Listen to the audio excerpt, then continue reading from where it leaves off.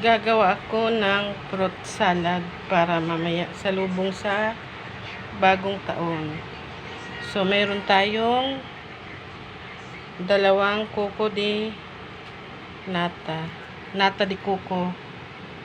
Yan. At saka dalawang kaong. Dalawang fruit salad na 2 days. At saka yan seasons tropical fruits. Tapos Nestle cream, dalawa.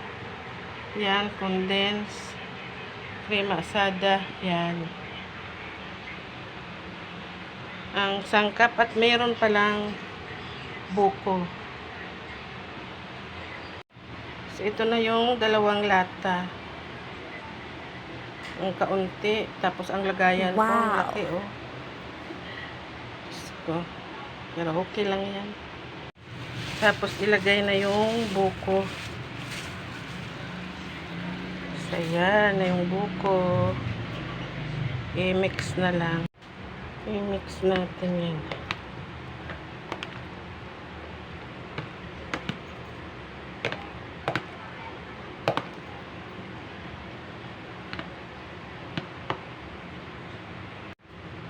Tapos ilagay na yung nata de coco.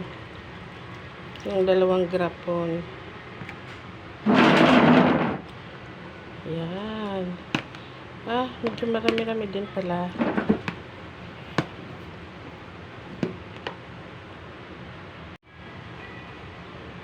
Tapos yung dalawang kaong. Ayan na, colorful ng ating fruit salad.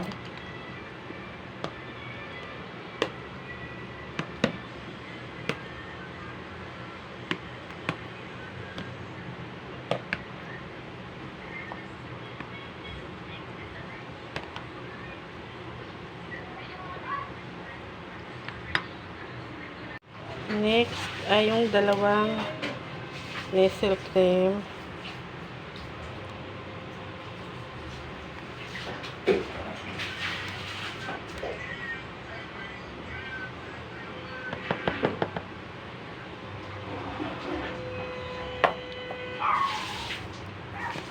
So, ayan, creamy na siya.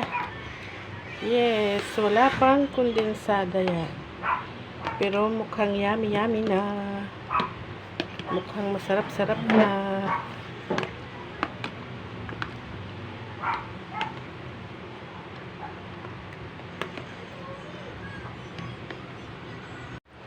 At ilagay na yung condense.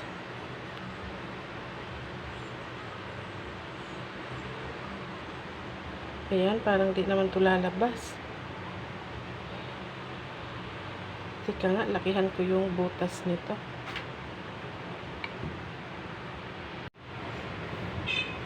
Inupin ko na talaga siya ng bonggang-bongga.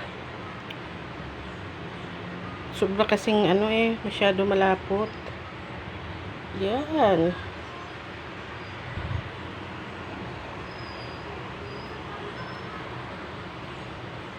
Mas masarap ito sa Alaska kondensada.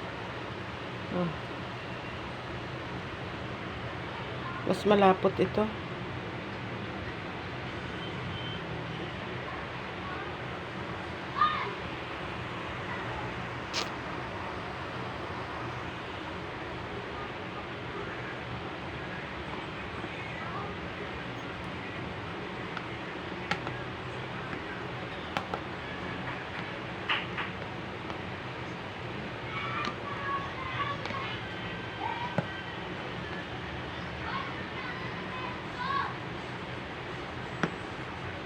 Yung buko, hindi nakayod, ang laki niya.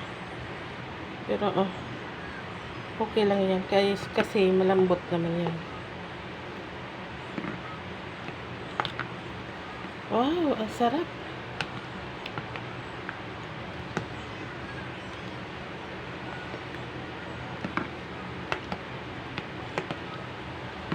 Hindi nga nakapuno, pero kalahati rin sa lalagyan niya,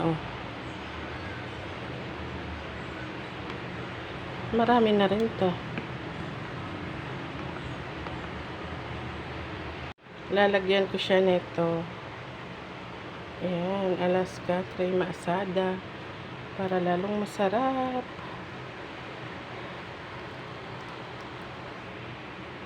Meron akong dalawa nito, pero isa lang ang ilalagay ko. Parang masyadong marami yung pampatamis. Tama na yan.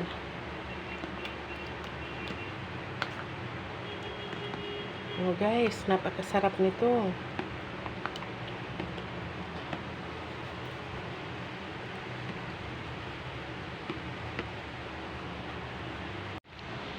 Ayan na siya. Tinikman ko na. Sobrang sarap. So, Happy New Year sa lahat. So, ayan na guys. Nilagay ko na sa ref. Para mamaya malamig na siya. So, ayan. Hindi ko na nilagay yan sa freezer. Kasi pangit yan pag tumigas eh. So, ganyan lang. Dyan lang siya sa baba.